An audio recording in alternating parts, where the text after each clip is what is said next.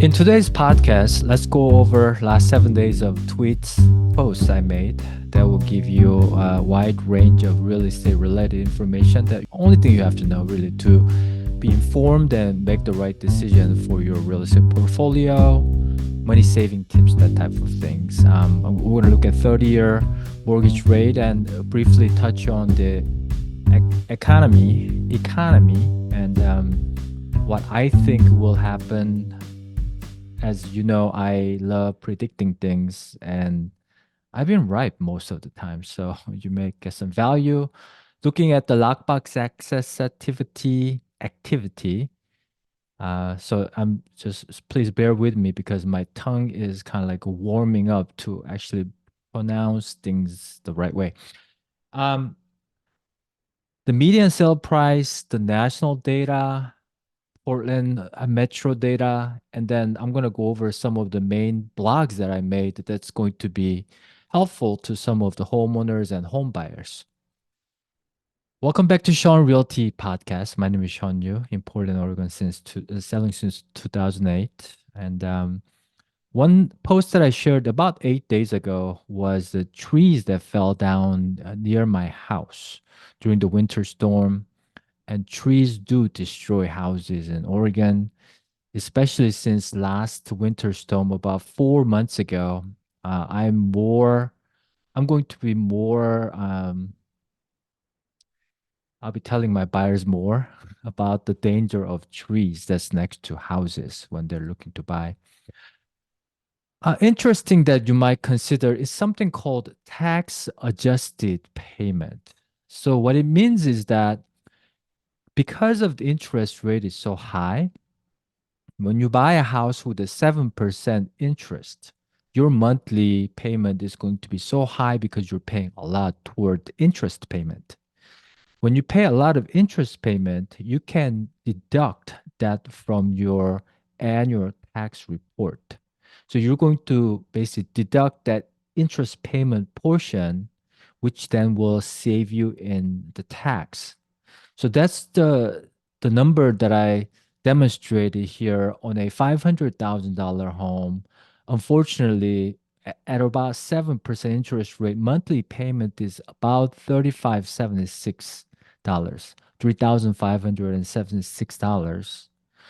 And the tax savings that you're going to get is going to be right there, $575 monthly. So after adjusting that tax adjustment, I actually made a mistake. So uh, the monthly payment is 4150, and after that $575 tax savings, tax adjusted payment is down to 3576. So if I summarize this, my sort of like a long thing here is that when you just look at the monthly payment at $500,000, 4150 is a monthly payment. But after applying the tax saving, it's more likely, it's like paying 3576 a month. I hope that makes sense.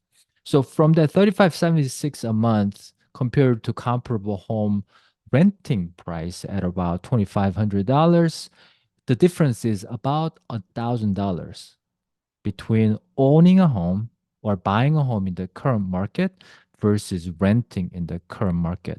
And I think I made a video about if you rent it for, I believe, 5 years, I think you're going to spend about $150,000 in rent. In rent, obviously, it's going to go away because you don't see that money back.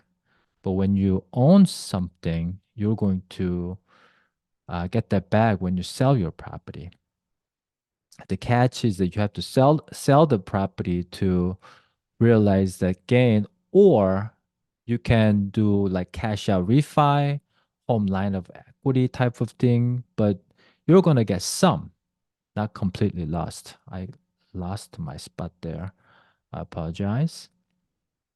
Right there. So kind of similar idea of owning a home versus renting, and this is sort of like a similar comparison. The yellow line is basically the rental cost. And even at 7%, interest rate, if you own something, you're going to start making money on the seventh year, even though there's like more than $1,000 difference in payment because homes do appreciate and rental costs go up too.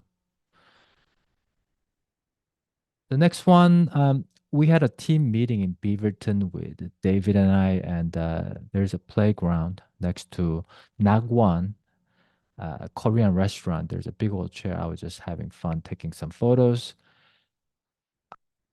Somebody told me like a whole 30, that was David, that he's doing whole 30 for the last like 13 days and lost 8 pounds.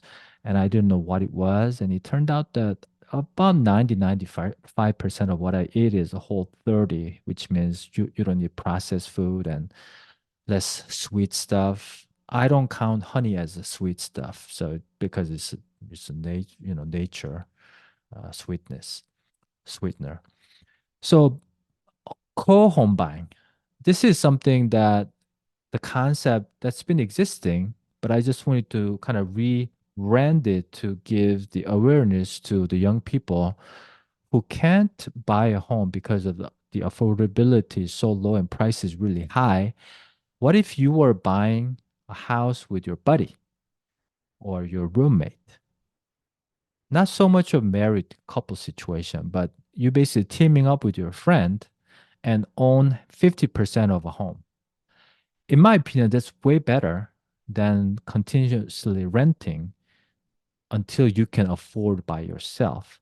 So that was a sort of idea. I did a Zoom call with Evan Swanson at Swanson Home Loans, and we had about 15-minute conversation of how it could be really beneficial.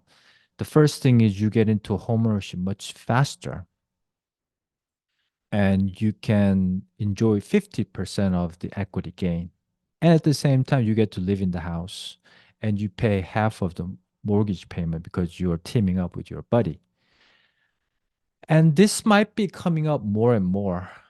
I think I saw a website kind of connecting people, and I don't believe in like a website type of thing connecting people. It's better that you actually do it with your friend. Obviously, you need to have a very clear agreement of when things go south, when things don't work out, when one person can pay the mortgage, what happens? You have to have the clear goals and what to do when things go south. You need to agree on that before you get into that kind of business relationship. But it's a great way for you to get into a home ownership. It's like a co-op situation in a sense because co-op, if it has a ten unit building in New York City, they interview those people who are, being an owner of the one of the ten homes. It's kind of like same idea because individually you're not going to be able to afford that one giant building, but 10 people sharing the cost. But co-op situation is very different because you're basically dealing with people you don't know typically. It's better than co-op in my opinion, but it could be worse too. The next one is the mold. So mold has been in my brain for a while, and people tend to want to know more about it. Um, Basic idea is that because we have a lot of moisture all throughout the winter, how to find the mold, how to fix the mold issue, and what kind of sickness that you can get, and you can kind of I made a video. I think I made a video for like 15-minute video kind of summarizing everything. I'll put the link in this video, but you can kind of see that mold can be one of those things that you don't know about it and live in the house for like a decade and get a bunch of chronic illnesses. And I've seen, enough homes to know what homes do smell like mold inside. So I kind of put together that idea into a video. I'm going to put the link. Mm, deepfake. S- And This one kind of scared me because there's apparently somebody who sent like $25 million to a scammer. And he thought that he was doing a conference call with his coworkers. What happened was those scammers deep faked the video of a live person conference call. And it turned out that that fake video that he was probably like a Zoom or something like that that he was doing with AI, like video bots. And then he ended up sending the money. I'm not sure if they recover any of it, but about 6 or 7 people got arrested in Hong Kong, and it's just very scary. I heard some stories actually from two tennis friends that their coworker got a call from their kids, their adult kids, saying that they got into a car accident, they're in jail now, and their attorney is needing like a bailout money, and you need to send like $30,000 to this bank account. When you get a call like that from the voice of your child, you're gonna panic like crazy. And um, I'm not sure what happened to those families, but one averted it. So the parents went to the bank, try to wire or get a cashier check or whatever that they were asking for. The banker said, "Have you called your kid?" So when they called the kid, it turned out that the kid was fine. But in the message, the scammer said in your child's voice, "I lost my phone. You need to call this number." So go figure. So be really careful out there. This we're going to see a lot more of this. We used to just see like the emails with some like a slightly different spelling of something at usbanks.com fake site. You go in there and click the link and send money. I mean, that was 3 years ago. But now they can actually emulate they can emulate me with AI. It's a scary world. 90% of the Gen Z home buyers, these are, I'm just roughly guessing late 20 to late 30-year-old. They want a home with at least one office in the home. So if you are thinking about improving your equity, improving your home value, adding a home office could be really big.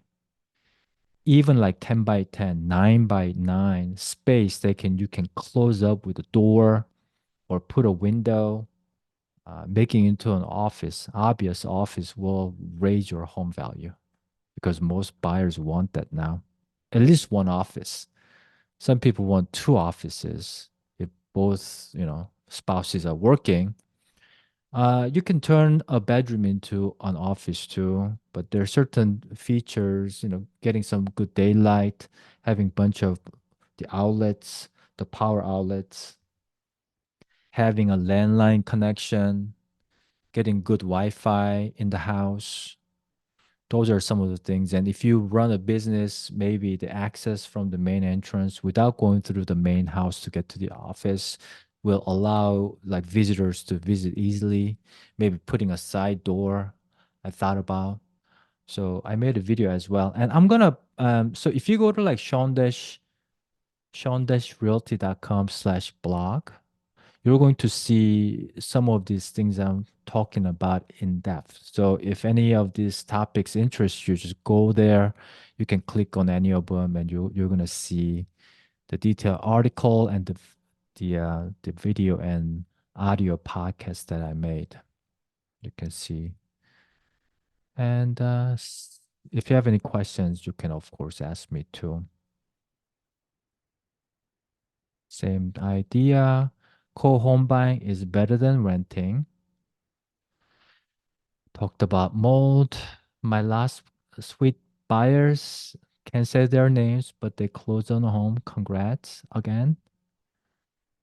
Uh, American Dream. So this one, I think I saw a video of a Canadian real estate investing companies are buying up like 500 homes at a time in the United States.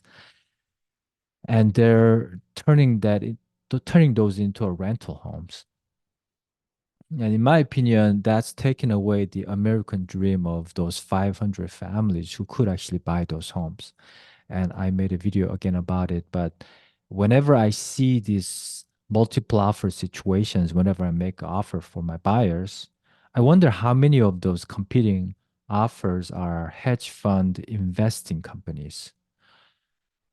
Um, is it BlackRock? Is probably one of the biggest companies in the world. Apparently, they're buying like thousands of homes all across the country.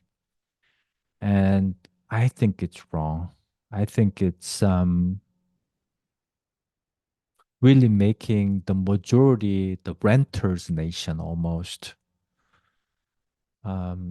If you make, let's say, less than $100,000 right now, at 7% interest rate, you can buy a medium price home. That's the reality. Um, the quantitative easing with a really low interest rate really inflated the home price in the last like 3, 4 years. It was a mistake, in my opinion. But because of it, the price is so inflated right now.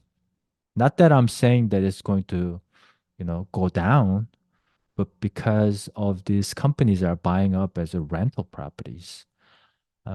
So I decided to advocate for the home ownership and really encourage people to get into a home ownership as soon as you can, even the smallest house.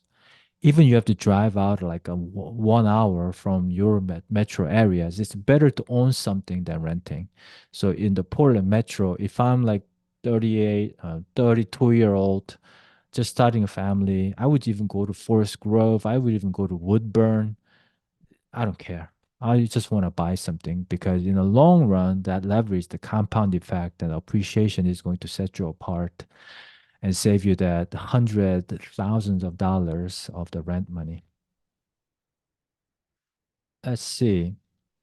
Kind of fun sort of video. I mean, the photo of a house like this. Some people make like dumb ideas like this, putting a door by. I don't. Yeah, I was just having fun with that. Toshi's. We went back to Toshi's sushi restaurant in Beaverton, I think. It was amazing. So if you like sushi, Toshi is Toshi on 185th in Beaverton is definitely the best one that we found. You can check that out. And I talk about the bi-weekly mortgage payment, how much money it saves. Now, some lenders wouldn't allow this. Some lenders do. The last deal that I closed with the lender was the Adventist Credit Union. They actually had a biweekly payment option at the escrow signing. So they even had the form the buyers could just do that. And I encourage the buyers to select that because it's going to save about 6.5 years of the loan length. So instead of paying for 30 years, you can pay off in 23 and a half years if you do the biweekly. It's because if you do biweekly, in 1 year there are 52 weeks. Divided by two, it's a 26 payment. So you're basically paying 1 month extra, and at the same time, you're reducing the interest, the accruing period, the 2 weeks shorter every time. So you're basically accruing less interest because you're paying 2 weeks earlier every month, twice a month. So the money saving on $500,000 home at 7% is pretty big. I made a video here. Saving is $172,000.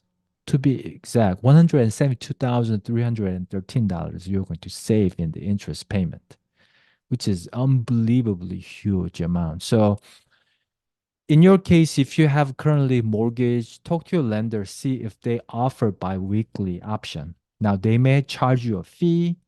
We actually asked our lender and they said something like we have to pay a month or a month and a half worth of mortgage in advance to activate that. So they do have that option. And so we're looking into getting into that because saving, 5 years, 6 years, and then saving about $170,000 on a $500,000 loan amount, that's just huge. We have less loan than that, but it'll be still worth for us to do it, in my opinion. And I think everybody should do it, really. And every lender should offer it. When you buy it, if they don't offer it, just don't hire them. Don't work with that lender. Then maybe everybody will start offering it. Um, I made a YouTube short about the biweekly, and it's got like 50 likes and like 2,000 views or something, which is crazy. That's viral to me. Sushi place again. Just made a fun, sort of like a Barbie theme post there. Let's see, bi-weekly again. Yeah, that's what I have. The interest payment, unfortunately, is 7.125 now. It's mainly because the Federal Reserve just announced that they're not going to do the rate cut this May because of the wars, and inflation isn't coming down, yet the employment is good. They say good. So they're not going to cut the Fed funds rate this May, which then puts more pressure toward the bond market, and we're going to have higher interest rate because of it. Now, it could go up to maybe 7.5. The way it's looking, it's been going up for the last about 3, 4 weeks or so, and you need to be prepared for it. I mean, if it goes to 7.5, it will slow down the housing market even more. But it could go to 8% too. So it's really hard to know what's going to happen. And, a lot of people want to believe that it's going to come down, but it doesn't look like it's going to come down anytime soon. That's what it is. The Century Lock in the Portland Metro, lockbox access every week is about 20,000, which is not bad. It says -2%, but at least we're staying at around 20,000 lockbox access a week. That's a good thing, in my opinion. Yeah. Now, in the countrywide, the median sale price is 5% over since last year about this time. And it's kind of like going up pretty sharp here. So I wouldn't be surprised in about 2 months, this summer, which is the peak month, it might go to maybe 6%, appreciation since last year. But when I look at Portland Metro is very similar to 2023. The black line is 2023, yellow is 2024, and it says Europe. Oh, excuse me. Believe. Let me move myself here. Oh, black line is 2022, uh, and blue line is 2023. So you can kind of see the blue line, which was last year, was actually lower than the year before. So 2022 was hot, 2023 got cool, and now 2024 is catching up and kind of riding as like a 2022 pricing. So that's why year over year says a 3% appreciated from 2023, but compared to 2022 is pretty much the same. That's what it means. Again, if you go to shawn-realty.com/blog, I think it's blog, yeah, without S, you're going to see all the topics that I talked about today in length. I try to make audio and video together so people can have an option, but it talks about, I talked about the mold, uh, the inventory shortage. 90% of the Gen Z home buyers want at least one office. The AI deepfake issue, co-home buying, tree, uh, critical first-time home buying tip. This might be uh, important to talk about again. I think lowering the expectation of buying something small, buying something like a little bit farther out, getting smaller home, lesser homes, but it's getting is more important. If I'm young, I look at like duplexes and triplexes for sure. I talk about teaming up with a friend, co-home buying. So yeah, uh, take a look if you're interested, and if you have a young like a family member or friends who are in this renting right now and thinking about buying, have them read and watch some of this because I think it's going to really benefit them. It's going to put more urgency so that they can make some kind of move. Because the way I look at it is when the interest rate is high, when it's hard to buy, there's a lot less competition. And if the rate comes down slightly, it's gonna have more demand, more competition. It gets harder to buy. So hope that makes sense. And thanks so much for watching and listening. And if you like this video, please visit my website and like and subscribe and share it with your friend. I hope you're having a great day on Wednesday. Tuesday, sunny day afternoon. It's a little cold, but it's cool. If you have any thoughts or questions, please let me know. And I'll see you hopefully next week. Take care.